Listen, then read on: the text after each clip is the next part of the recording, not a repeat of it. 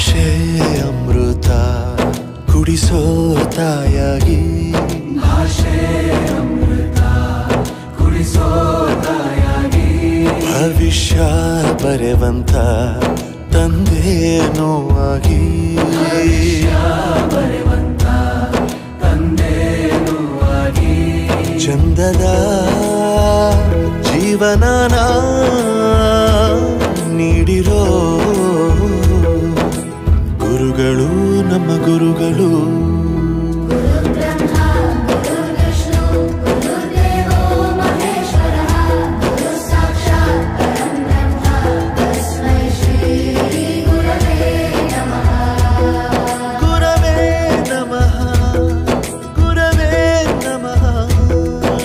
ಬಳಪ ಹಿಡಿದ ಭಗವಂತ ಇರುತ್ತಾನೆ ನಮ ಸುತ್ತ